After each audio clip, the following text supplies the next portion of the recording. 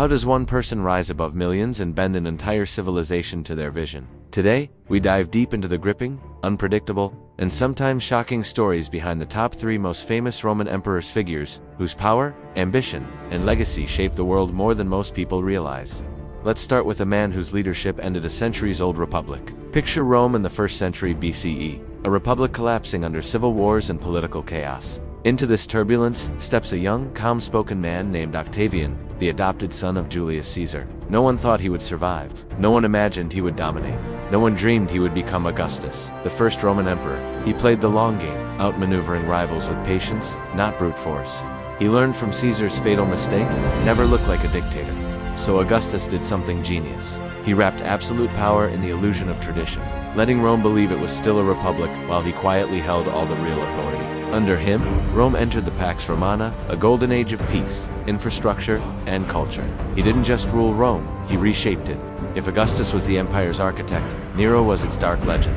His name conjures images of madness and tyranny, but the reality is far more complex. Nero began as a promising young ruler, artistic, charismatic, generous, but the deeper he sank into power, the more he craved attention. He fancied himself a poet and an actor, which was scandalous for an emperor. Everything changed on a hot summer night when a massive fire devoured entire districts of Rome. Rumors ignited. Nero started it to clear land for his massive new palace. Did he? Historians still debate it, but his response only fueled suspicion.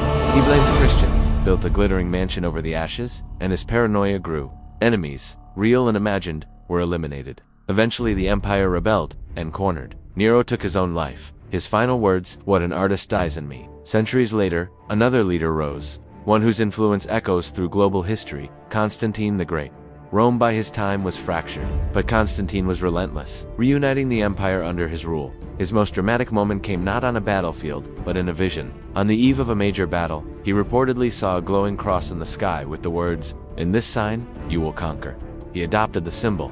He won the battle, and from that point on, Christianity, once a persecuted faith, gained imperial protection. He also founded a new capital, Constantinople, a city that would outlive Rome itself by 1,000 years.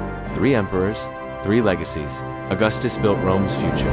Nero nearly burned it to the ground. Constantine pushed it into a new religious and political era. Their stories show the struggle between ambition and responsibility, genius and madness. So, if you held that power, which path would you follow? The creator, the destroyer, or the reformer?